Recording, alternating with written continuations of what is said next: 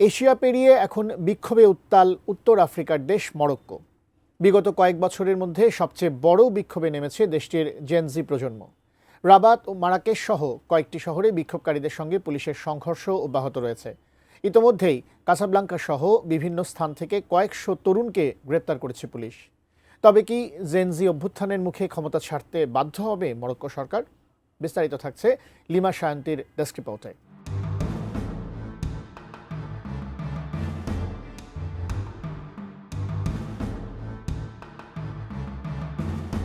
African ও ইউরোপীয় সংস্কৃতির মিশ্রণের জন্য বিখ্যাত দেশ মরক্কো। জেনজি ঢেউয়ের ছোঁয়া লেগেছে সেখানেও।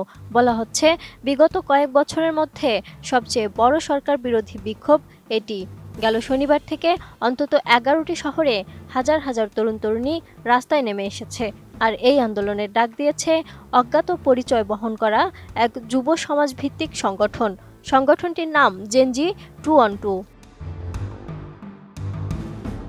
জেনজিদের এই আন্দোলনের মূল উপপাদ্য বিষয় হচ্ছে স্বাস্থ্য, শিক্ষা ও জবাবদিহিতা। তাছাড়াও একটি সরকারি হাসপাতালে একযোগে 8 জন গর্ভবতী নারীর মৃত্যুর খবরে জনমনে ক্ষোভ আরও বেড়ে যায়।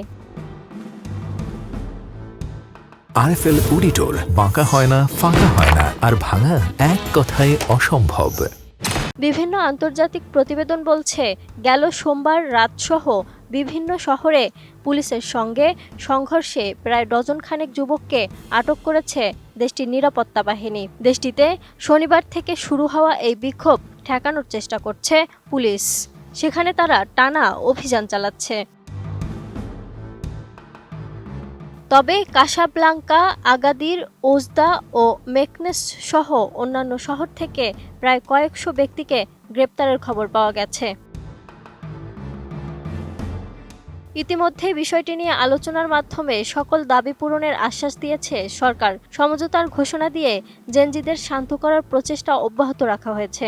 সেখানকার জেনজি প্রজন্মের দাবি, তাদের সরকারের পদক্ষেপগুলো ভুল এবং জনসেবার মান খারাপ। পুলিশের সঙ্গে সংঘর্ষে কয়েকশো যুবক গ্রেপ্তার হয়।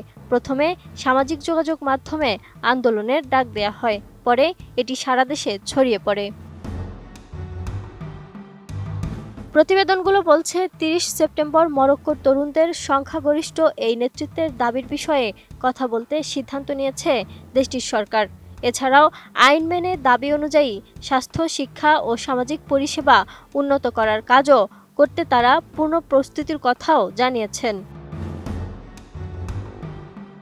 ওই দিন সরকারের উচ্চ পর্যায়ের এক বৈঠক শেষে জানানো হয়, অনলাইন এবং পাবলিক প্লেসে তরুণদের দাবির বিষয়ে পর্যালোচনা করা হবে।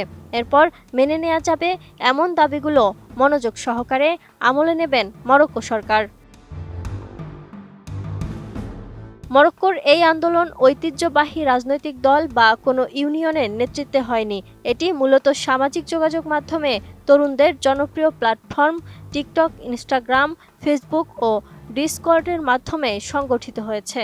জেনজি 212 হল মরক্কোর কান্ট্রি কোড এবং মরক্কো ইউথ ভয়েস নামের কয়েকটি গ্রুপ। মাত্র কয়েক সপ্তাহ আগেই গড়ে উঠেছে এই সংগঠনগুলো।